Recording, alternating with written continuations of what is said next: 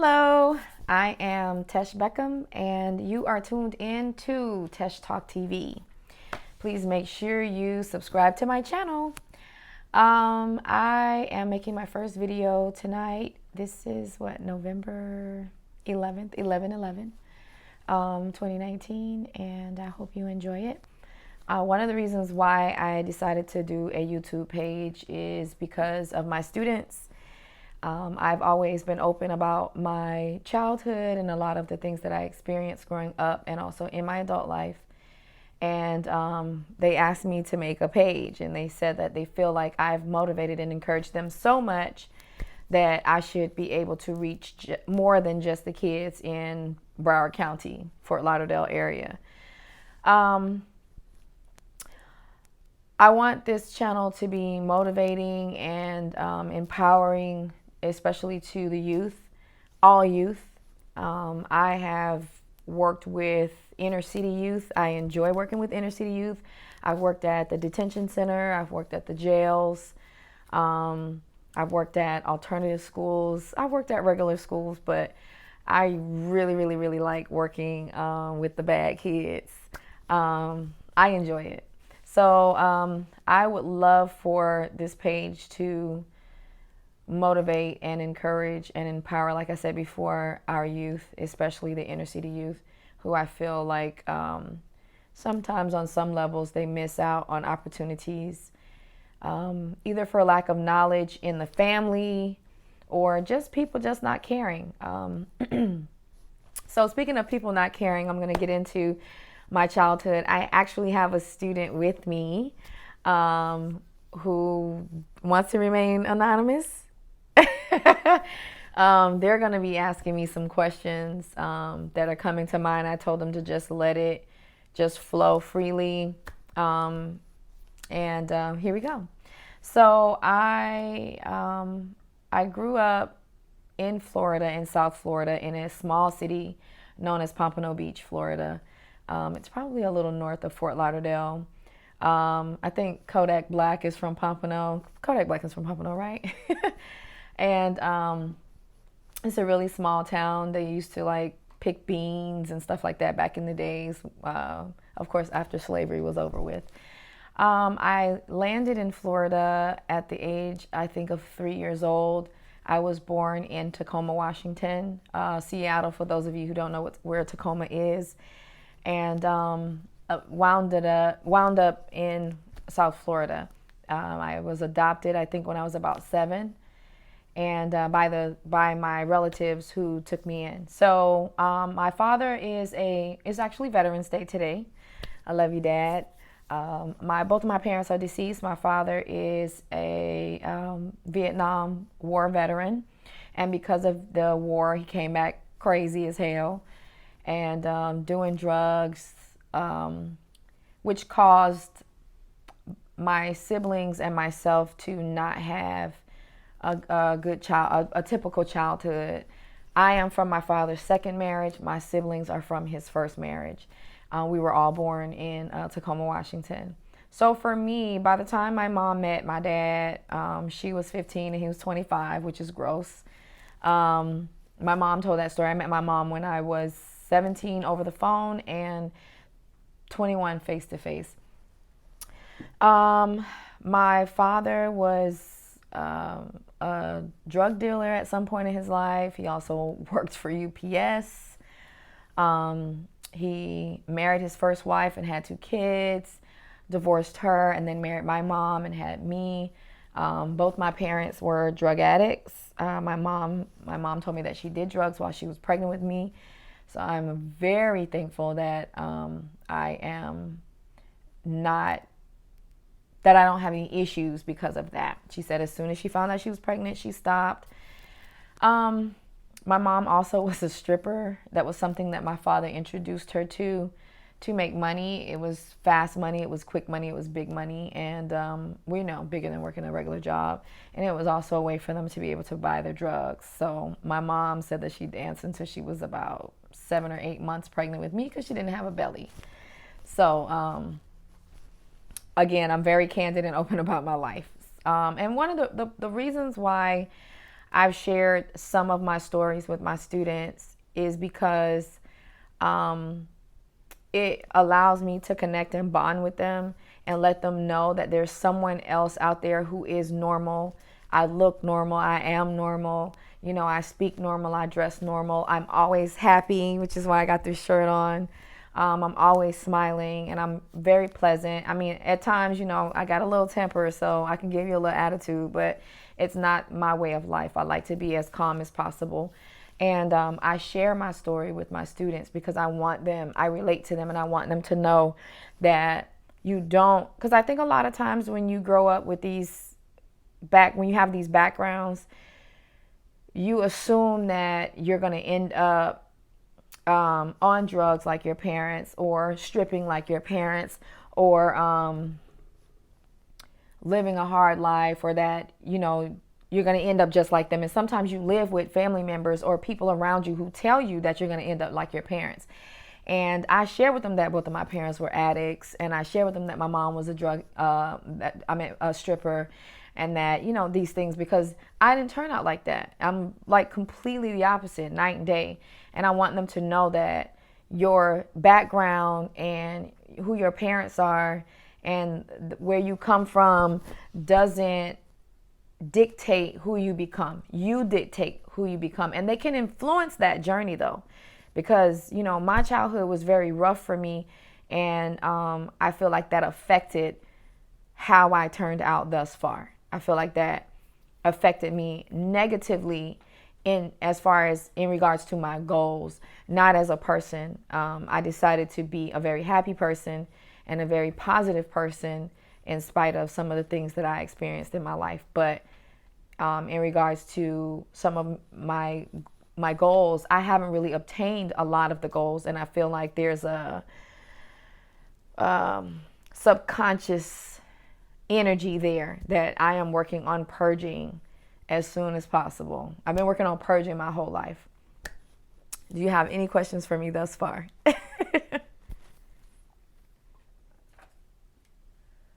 How long did you have to spend time with your mom, and how was spending time with your mom? Well, I kind of met her. My mom was in prison. I met my mom over the phone when I was 17.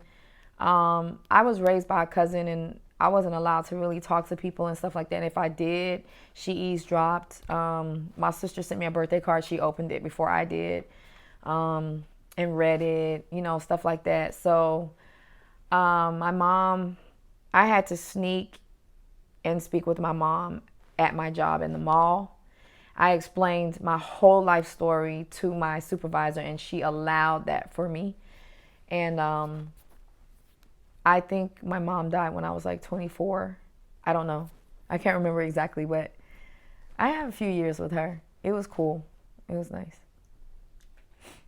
How was you and your dad's relationship? My dad and I was with my father for a while. My dad stole me from my mom, so you guys will get that story later on. This is an interview video, kind of, so there'll be others like this as well, but you'll get to piece all the puzzles together eventually. But my dad stole me from my mother, and we ended up hopping around a lot of places. So I bonded with him when I was really, really small. I have like very vague memories with my dad. Like I remember getting my ears pierced. I remember him with me roller skating on the street and stuff like that. Our relationship was really close, as close as it could be, because my dad was an addict. When crack came out, my dad was a crackhead. Like, you know, Vietnam messed him up. Unfortunately, that war made him crazy, and yeah, it's sad. But our relationship was cool. I used to have to sneak and speak to him on the phone. I couldn't talk to him while she was home because she would pick up the line and listen to our conversations. So, and it was difficult because he was on drugs. He was never stationary, so he was never in one place long. So it was kind of hard for me to keep up. You know, he didn't have a phone number. You know, he was on drugs. So, but it was cool. We were cool. I think once I met my mom, And I was also an adult. I bonded with her. So sometimes, not that I feel guilty, but I feel like I kind of miss her more than I miss him. But the relationship was different. But I was cool with both of my parents. You know, I hated them a lot growing up because I felt like they had abandoned me. And I felt like, you know, drugs should not, you shouldn't choose drugs over me. You shouldn't choose that. Like, I should be way more important to you than drugs. But as I grew older and I kind of understood what drugs are, I had to get past that. But it was cool. That's it for now. Okay. Um. So where was I? So yeah. So my dad met my mom. My mom was what I called a troubled soul. She was like running away from home and rebellious, and she was in foster care. And so she met my dad when she was 15. She had me when she was 19. And she made sure to tell me when I met her that I wasn't a bastard child, because I had heard that, like, all kind of stuff about her, lies and stuff that were made up about my mom. But she told me that they were married, and that my dad was very abusive towards her, except while she was pregnant. And she said that she did not want me to come. Our birthdays are a day apart. I'm January 9th and she's January 8th. She went into labor at her birthday party. And so either way, when I was born, she said that my father jacked her up by her hospital gown in the bed the day that I was born, and told her, if you hurt my daughter in any way, I'll kill you. And she said because of the people he knew and the way he treated her, she actually believed what he said. And he broke her nose twice. He knocked out her teeth. He was just very abusive. She said a lot of the times I watched a lot of it, and I'm pretty sure that had a negative effect on me subconsciously. I know, like, I hold my stress and anger, just stress overall, internally. So, like, things come in that will normally, like, people will react to, I don't react. It gets buried immediately. I usually know that something's wrong. Like, I'll take, like, deep breaths, or like, my neck will hurt. Like, all my neck and my shoulders will hurt. So that's how I know I hold stress in. But I'll just be like, hey, good morning, how you doing? Like there's nothing wrong with me. So I'm pretty sure that some of the things that I observed as a baby and the things that I experienced being abused affected me in that way. I am grateful, though, that I'm not, like, I don't have any mental disabilities. You know, I do, but I can help my students who do. I have a lot of students who were abused, and I do help them. I have students that have multiple personalities. I have students that have schizophrenia. I have students who see dead people. I have students who have panic attacks, and you know, just a variety. ADHD. I have ADHD too. So, you know, and I help them through all of those things, you know, depression and stuff like that. So either way, so I was born on Super Bowl Sunday, and my father's favorite team won. My mom said that it was pretty good for a little while, but my dad went right back into being abusive. She said that she had to iron my diapers. For those of you who are young, back in the day, the little spit up bib thing that we use now to wipe the baby's mouth were our diapers. It's like cotton, and she said that she had to iron that. She had to iron my diapers. And that he was just very violent and mean. When he passed away, and I met her shortly after he passed away, she asked me, how did he die? And I told her that he had a brain tumor. And she was like, I knew it. And I was like, oh, what? And she was just like, I knew something was wrong with him. I knew something was wrong with his mind.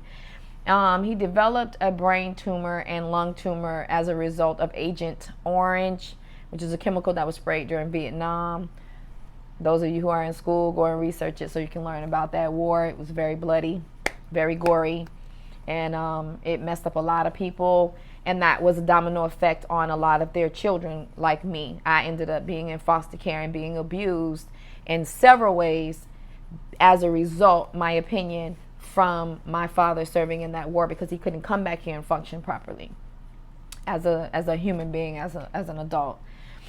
So my mom told me that I probably, it was like a year and a half, maybe two, and she said that she had wanted to stop using drugs. So she had started this thing where she would get the drugs and she would put them in the freezer, or she would get the drugs and she would put them in a cookie jar. She would just hide them somewhere, and then my dad would come and look for them, and he couldn't find them. And then he'd tear up the house, and then he'd tear her ass up. So she said that eventually she just gave up on hiding the drugs. And so hold on, I have a question. Well, my student has a question. Yes. So is Vietnam what made your father violent, or was he naturally violent? No, Vietnam made my dad violent. My dad was, they said a lot of my personality is very similar to his. You know how I'm always laughing and making y'all laugh and clowning. And my dad was a funny guy. He was a people person. He was very talkative. That's where I get all the talking from. And he did not want to join the Army. He was forced to join. He was drafted. And he saw a lot of things that the mind can't handle. A lot of people can't handle things like that. That's it's traumatic. So like he told me that he saw people being blown apart, like right next to you, and the blood splattering on you, and you can't help them. Like they gone, they're dead, and you gotta just keep going and doing what you're supposed to do. He told me that I told him I was doing a project. I think I'd done one when I was in 6th grade. It was probably a way for me to connect and bond with my dad on Vietnam. And then I had spoken with, I think I did another report in high school, and I was speaking with, we had a police officer there and a teacher. We had a couple of people that I kind of interviewed that I knew were Vietnam veterans as well. And I can't remember. I think it was my dad that told me that, like, they were giving them drugs. Like, they were sending drugs. We were sending drugs to Vietnam for our soldiers because they were freaking out. Yeah. So much, they were scared to go fight. So they would get them high on, like, cocaine and stuff. So they'd be like, ah, you know, and ah. So they would go and be amped up and crazy. Like, say hello to my little friend. What's the movie? The Godfather? Is it The Godfather? I think so. But yeah. So a lot of people came back on drugs because they were doing it over there. And, you know, people do what they call self-medication. So you have people that are alcoholics, or people who do heroin, or people who do cocaine, or while you're high, you just high. You don't think about it, or you have high that makes you down and you chill, and then you have high that amps you up. But either way, your mind is not on that. You just like chilling. You just like, yeah, I'm cooling. And what happens while you're high or drunk, when you self-medicate, you don't think about stuff. You know, like I know a person whose child died and they found the body and they never drank. And that person drank every day after that. Because it played, she told me it plays over and over in my mind. I see it every morning I wake up. The only time I don't think about it is when I sleep. So she started drinking. You know, so people, to forget what they saw, they drink or they do drugs. And that's what my dad did. That's it? Okay. So my mom said that this one particular day, my dad came home and he was looking for the drug. And she was just like, she had stopped hiding them so long ago. She didn't know why he came to her. She was just like, I stopped doing that. Like, what are you talking about? And he tore up the house, and then he tore her ass up. and she told me that he beat her for like a weekend. And she said I was in a playpen in the living room watching all of it. And then she said, I knew that your father was going to kill me that weekend. She said, I knew it. And so she said he fell asleep in a recliner, and she snuck to the kitchen and she called her friends. And she had friends that were bikers. And she said she told them, like, she was telling them everything, and she was crying, and she was, like sniffing snot and tears. And then all of a sudden she said my dad was right behind her, and he was like, tell him you joking. Tell him you joking. And she was just like, I'm joking. She said, of course, they didn't believe her because she's bawling. She's crying real hard. And she said that they told her that when they kicked the door in, that she was in the living room, lifeless, passed out. And my dad had his hands around her neck, and he was just strangling her. And she was already passed out, and he was still choking her. And I was just in the playpen watching it.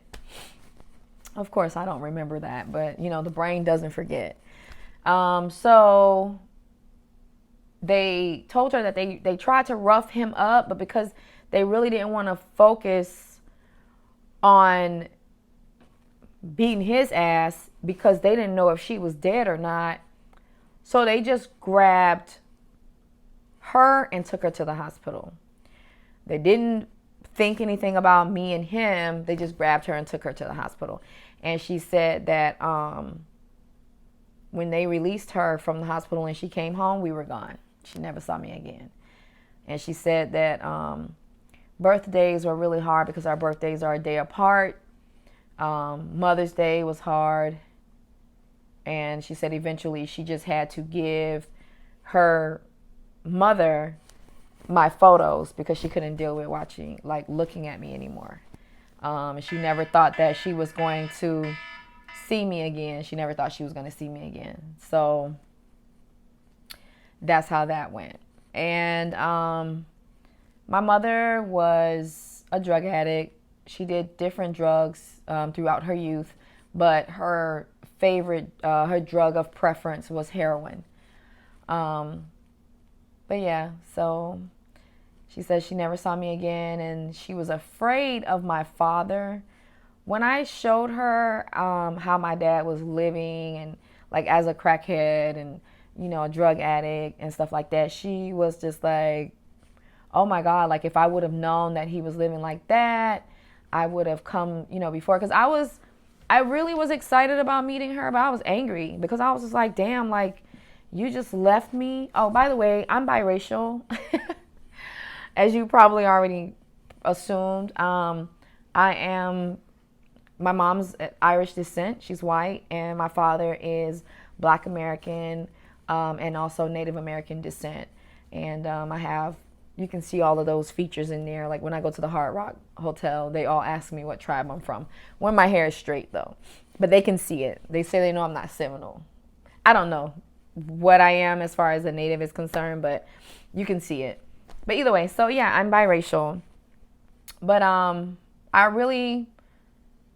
was very angry with my mom. I remember speaking with my mom when I was little. She called the house where I was at. So that just amplified my anger for her because I was like, wait, you know where I'm at. My mom did not remember any of that. When I met her, she told me that there are so many parts of her memory that are gone. And we were supposed to go and get hypnosis together because she wanted to do that for me. She wanted to be able to share that information with me, and she felt guilty that she couldn't remember certain things and she couldn't answer questions for me. But she passed away. We were supposed to do two things before she passed away. We were supposed to do hypnosis, and we were supposed to get tattoos together. And she passed away before we did that. But so yeah, I was like angry, and I was just like, you left me here. I remember when I was in I think kindergarten, we got to choose. We did red balloons, and it's just so funny the things that you just remember. And and you could write a note to someone special. And I remember I wanted to write a note to my mommy because I still knew my dad. I knew of my dad, and I did see my father occasionally because he was in Florida. Because remember, I was being raised by a relative. That relative is from his side. My mom's family, I didn't meet until I was 17. And I feel like my grandmother is racist. I don't know if she is or isn't. We don't get along. So that's the end of that. I have one little cousin who my mom made me promise her that I will always keep in contact with, but my grandmother controls and manipulates her whole family, so I don't hear from any of them. But my mom told me that she was very afraid for my little cousin because she said my little cousin reminded my mom of herself. And she said because I was so like reserved and like an old lady when I was young, and now I'm all youthful. She just liked the way I was living, and she felt as if I would be a good influence on my little cousin because she said there's just things she does that just remind me of me, and I'm so scared for her.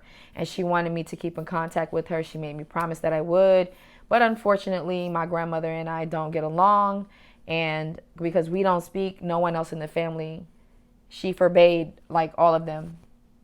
I'm assuming because I don't hear from any of them, but whatever. But my mom, when she came to visit me, I was very upset with her because I said, you knew where I was. And I was telling her about the balloon.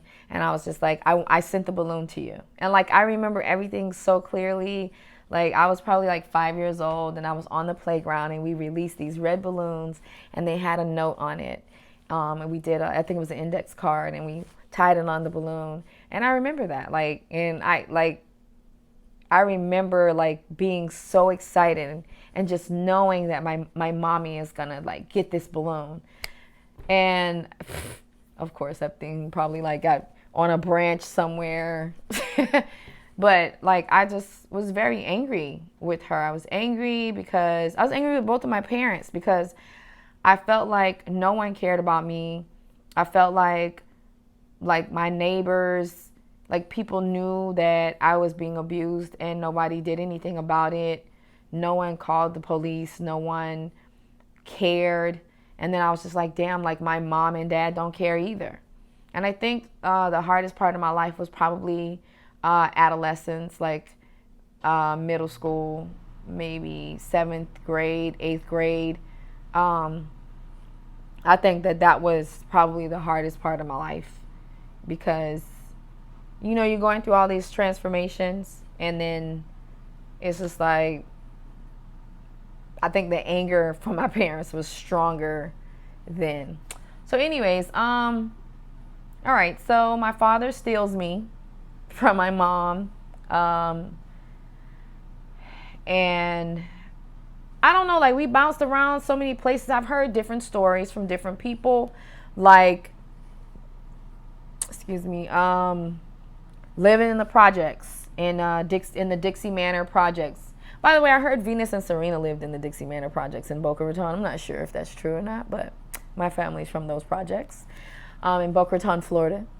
And I was told that, like, my dad used to take, like, tranquilizers, and, like, he'd be knocked out for, like, a week, like, 3 days, some shit like that. And I would be crying, and people say that they would pass by the windows, a little window, and then I would be crying, and I'd be like, I'm hungry, I'm hungry, I'm hungry. And like, I'm like, okay, like when I was speaking to these people, I didn't want to be rude, so I allowed them to share the stories with me. But in my mind, I'm like, well, damn, like, y'all hear a baby crying and saying that they're hungry, and so you're not going to do anything? And this is why I do what I do. This is why I share my stories and I connect with my students, and I do what I do for my students, because I want them to know that you don't have to turn out angry. You don't have to turn out mean and in pain and suffering emotionally for the rest of your life. And that someone does care, and that someone has experienced what you're experiencing, and it's going to be okay. Because there's so many people that could tell me all of these stories, but I'm like, damn, like, you didn't do anything? So, like, I know I came to Florida before I was 3. So I was like a toddler, and I was saying I was hungry. So what the fuck were you doing? Nothing. You were listening to me while you passed by the window. Okay, interesting. But yeah, so like I've heard like stories like I'd be in there crying. I've heard that my dad would meet you today and be like, oh yeah, hey, here, babysit her for me.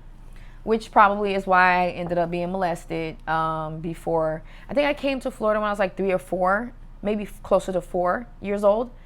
And I was already molested before I came here. And, you know, he was like running, trafficking cocaine back and forth between like Georgia and Fort Lauderdale, I think.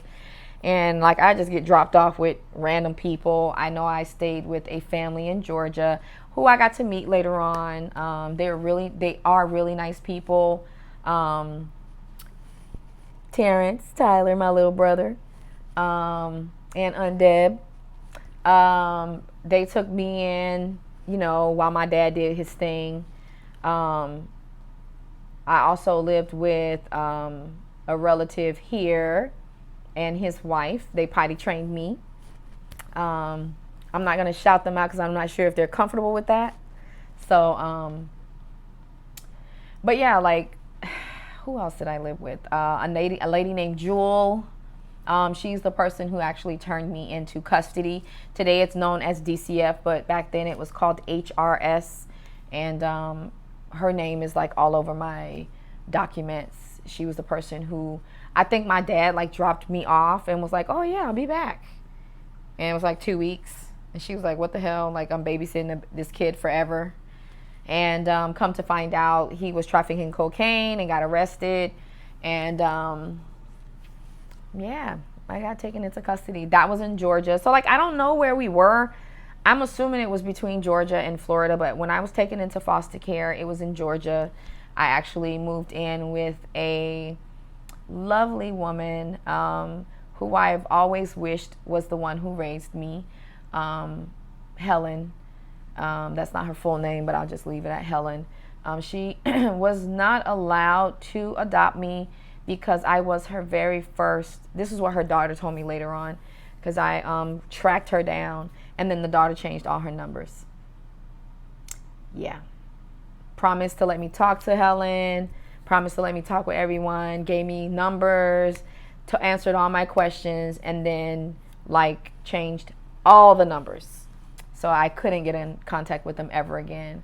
That hurt me because that lady was probably one of the few people that actually gave a damn about me. So that tells me that her daughter had an issue with her mother and I relationship, her mother's relationship with me, because why else would you block me?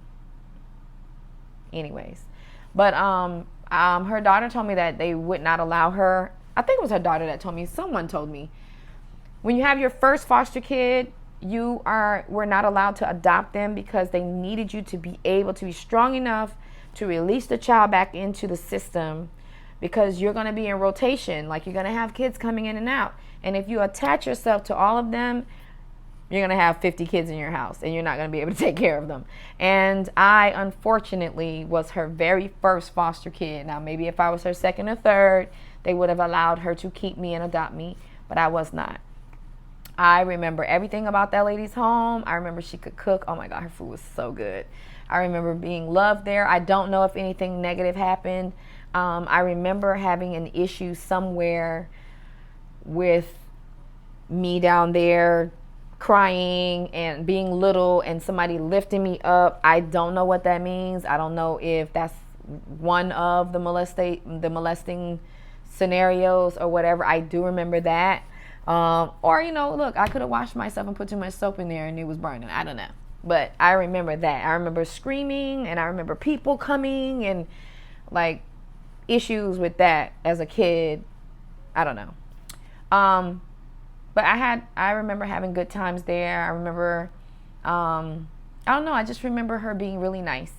And so I left her, and I remember the plane ride to Florida.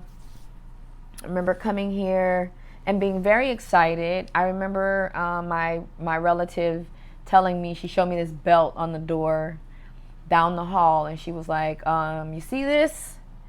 See this? And I was like, yeah. And she was like, as long as you tell the truth, I ain't gonna use it. So I was like, okay. And I will never forget. I don't know what I did, but I will never forget the first time she beat the shit out of me with that same belt. And I had told her the truth. And that was the end of that. And it just got worse from there. So I am 35 minutes into this video. Do you have any questions for me?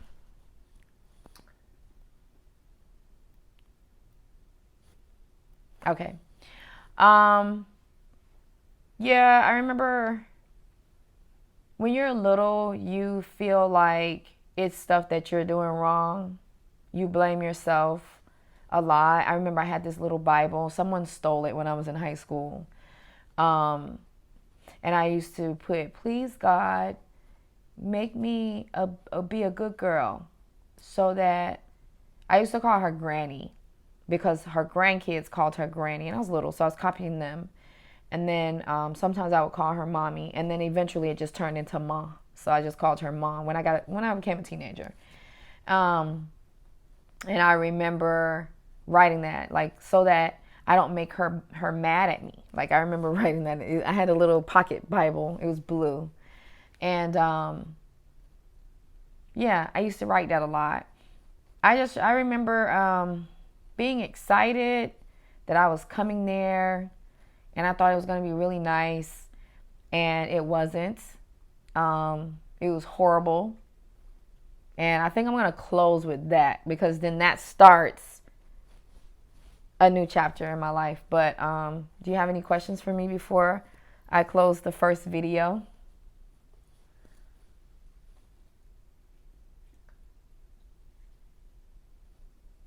Do you have any questions about, like, me leaving foster care or my experience in foster care?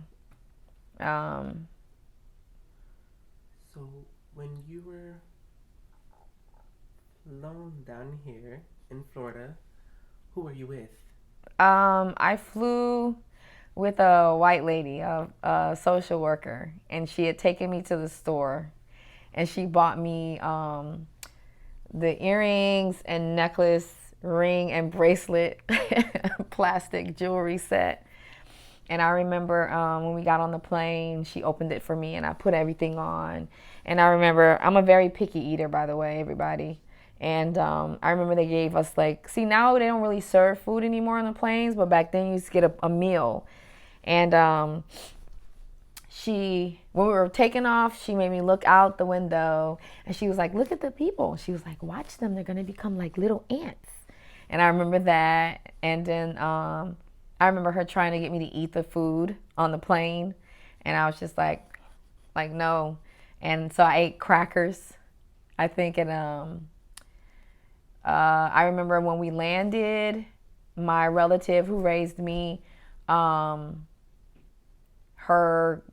grandkids and her, like, they were all at the airport and to pick me up. And I remember being excited and happy. I knew them because I had seen them before, because my dad visited and stuff like that. So, and I lived with one of them prior, not her, but one of them before, the ones who potty trained me. So I knew who they were. So I was excited. But yeah, I was with the social worker. The social worker had to fly me down. That's it. Okay. All right. So again, you guys are tuned in to TeshTalkTV. And I will say that I am sharing real life and gaining real strength. And I'm hoping that when I share this real life, that you will gain real strength as well. Again, my goal is to encourage, motivate our youth to look for better and in themselves and in our society, and give back once they discover that goodness.